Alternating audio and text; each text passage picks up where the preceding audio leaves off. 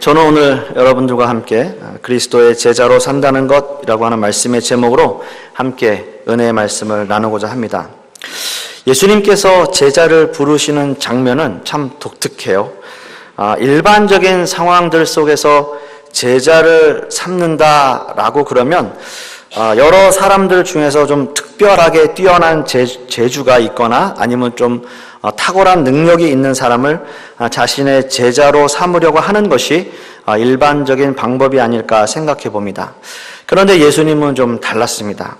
예수님은 아주 평범한 사람들, 어떻게 보면 평범하다기보다는 좀 부족한 면이 있는 사람들을 제자로 불러주셨고요. 또 그런 제자들에게 자신을 따를 것을 명령하셨습니다. 그리고 또 예수님께서는 어떤 특별한 것을 가르치시기보다는 예수님을 따라다니면서 예수님 자신의 삶을 통해서 제자들이 예수님 자신을 닮아가기를 원하셨던 것이죠. 그 제자도라고 하는 책을 쓴 그 데이빗 왓슨이라고 하는 그 신학자는요, 이런 글을 남겼어요. 제자도란 예수님 자체를 아는 것이며 예수님을 사랑하고 믿으며 헌신하는 것이다 라고 정의하고 있습니다. 오늘 본문 역시 주님은 제자로서 갖추어야 할 여러 덕목에 대해서 이야기하고 있는데요. 이제 예수님은 베레아 사역을 마치고 다시 유대 지역으로 돌아와서 사역을 하시는 그 내용들을 기록하고 있는 겁니다. 먼저 누가복음 17장 1절에서 4절 사이의 내용을 보면 이렇습니다. 먼저는 형제를 실족해 하지 말라라고 하는 거예요. 여기서 실족해 한다라고 하는 이 의미는 의도적이나 고의적으로 올무를 만들어서 남을 영적으로 육적으로 죄악에 빠뜨리는 경우를 말하고 있습니다. 따라서 예수님은 제자들에게 믿음이 연약한 형제들에게 상처를 주거나 믿음에서 멀어지게 하는 일이 없도록 당부하고 있는 것이죠. 그러나 이런 일들이 일어난다면 연자 맷돌을 목에 메고 바다에 던져지는 것이 낫다라고 말씀하시기까지 합니다. 이러한 사형 제도는요, 고대 로마와 수리아 또는 그리스에서도 집행되어지던 사형 제도 중에 하나입니다. 결국 이 말씀에도 형제를 실족하게 하지 말아야 한다라고 하는 중요한 경고의 메시지를 하고 있는 것이죠. 그리고 이어서 예수님은 형제가 죄를 범하거든 경고하고 회개하면 용서하라라고 말씀하시고 있어요. 그 범위는 7번이라고 말씀합니다.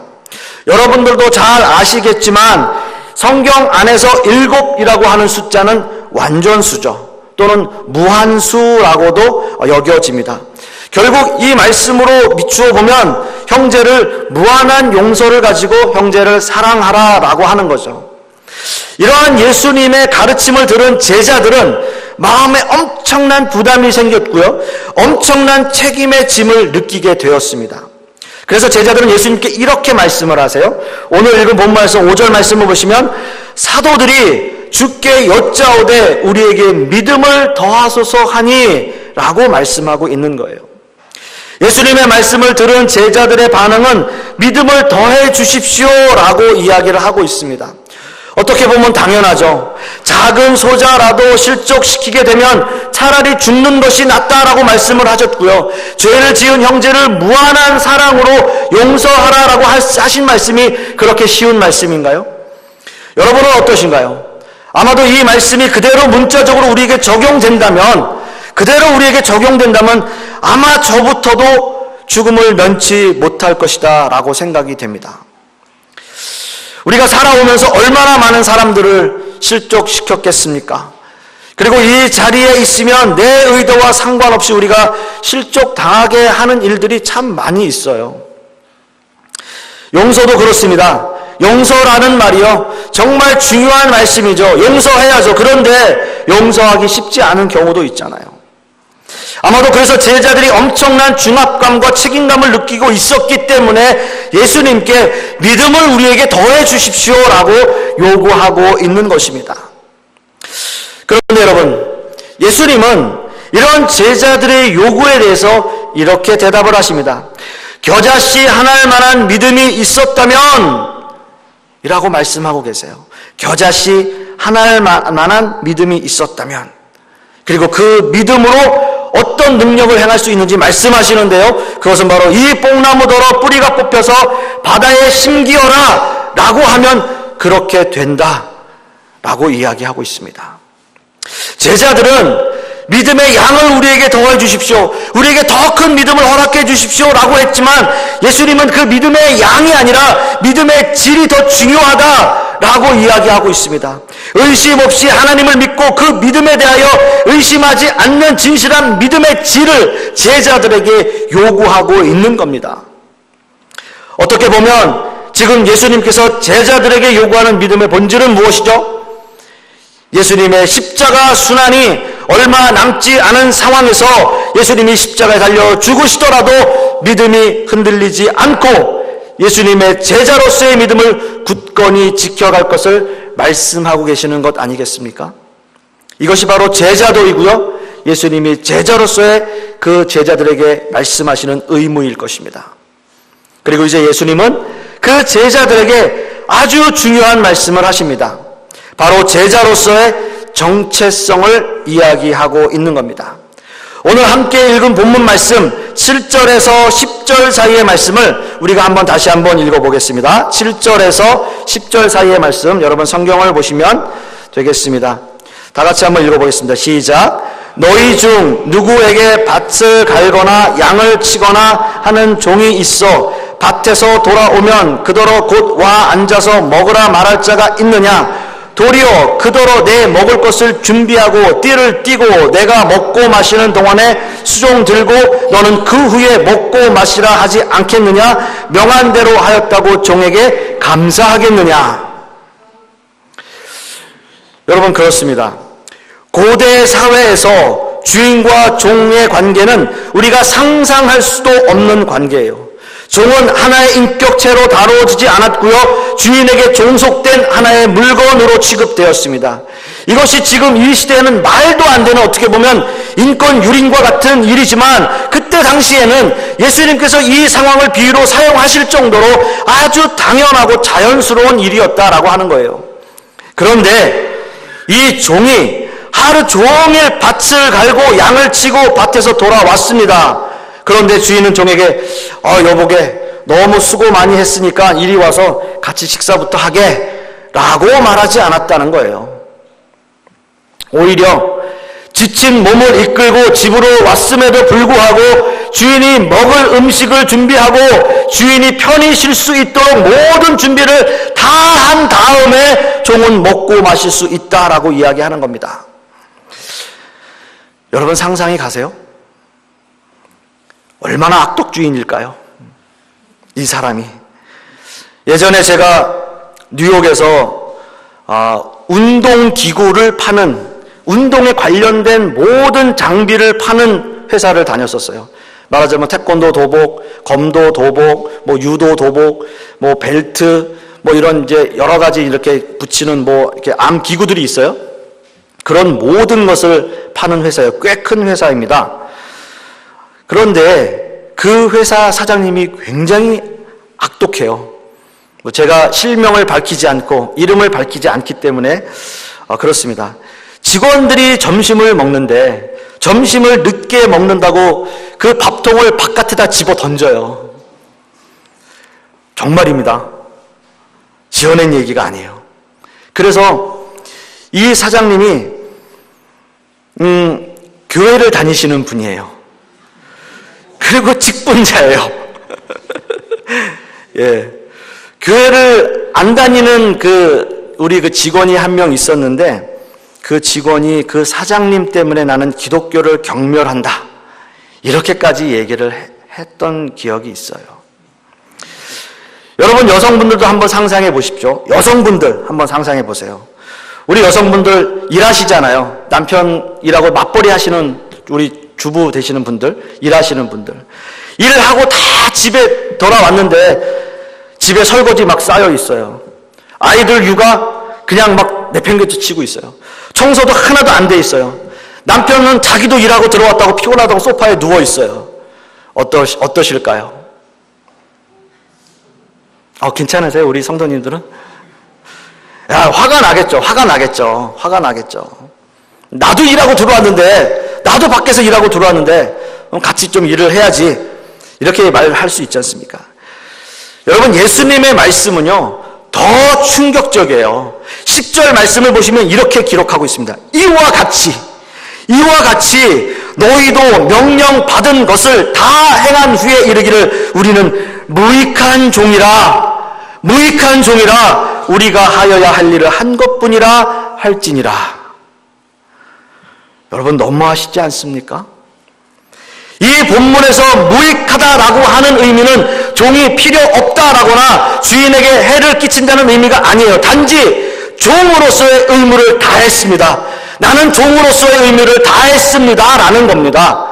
그렇기에 칭찬을 듣거나 사례를 받을 만한 일이 없습니다 라고 이야기하는 겁니다. 여러분, 생각해 보십시오. 아무리 예수님이시지만 좀 너무하신다라는 생각이 안 드시나요? 저는 그런 생각이 좀 드는데요. 예수님 좀 너무하시는 것 아닌가라는 생각이에요. 우리가 한번 처음부터 정리를 해보시겠습니다.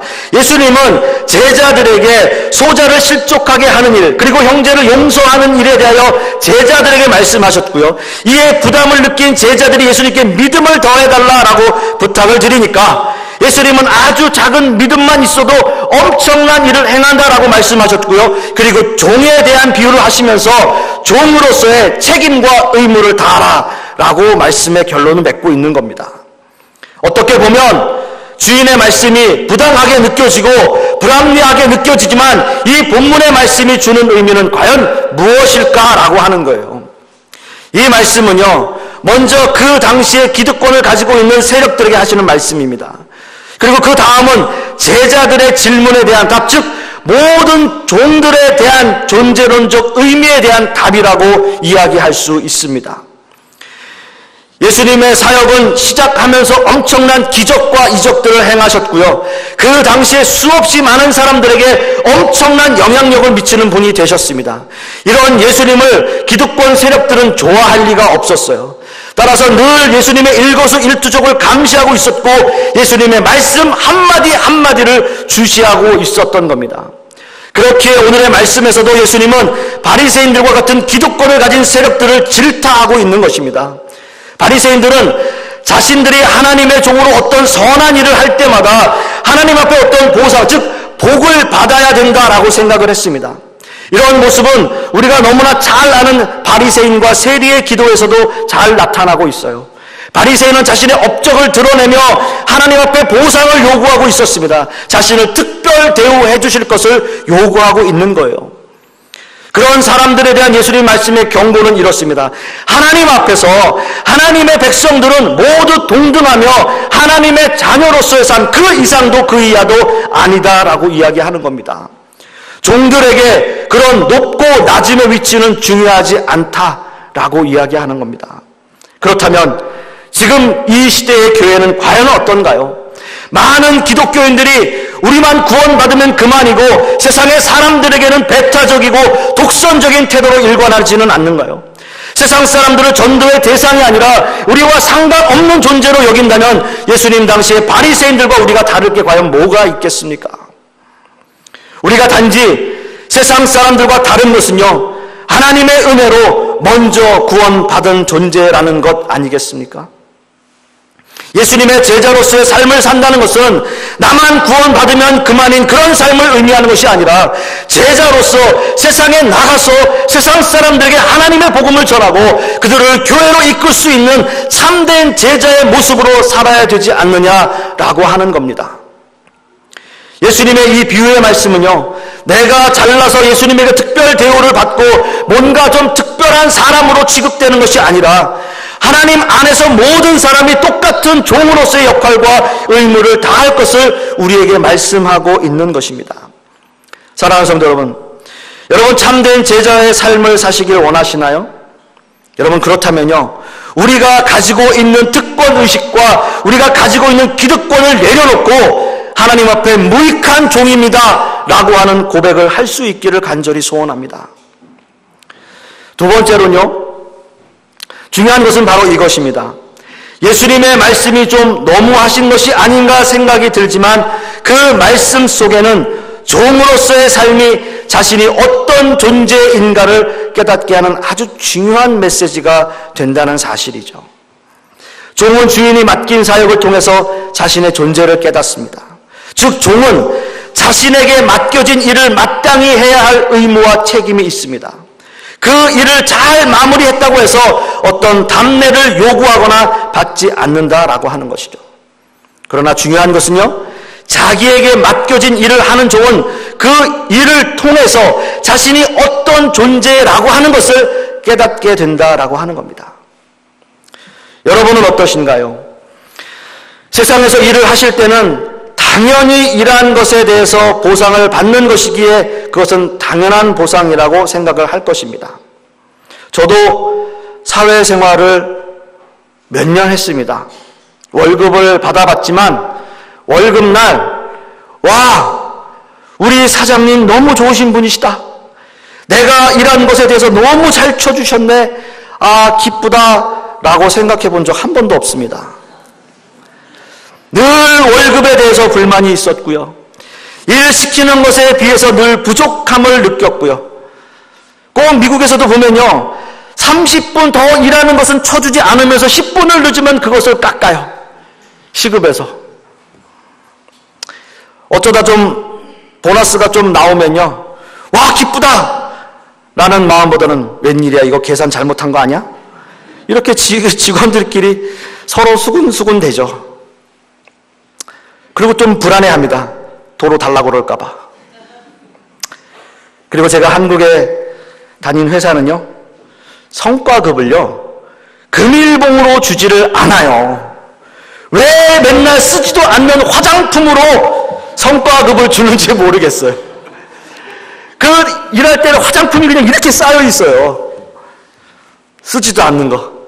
저는 그걸 또 나눠드리죠. 여러분, 좀 그렇지 않습니까? 우리 교회 사장님들은 그러시지 않을 거라고 생각합니다. 그럴 줄 믿습니다.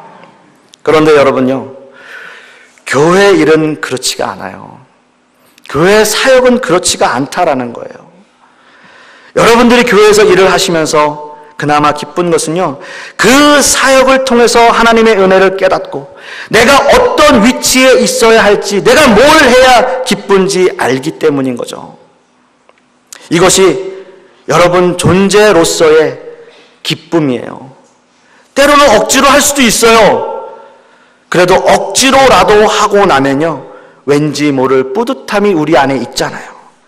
그게 기쁨이 되잖아요.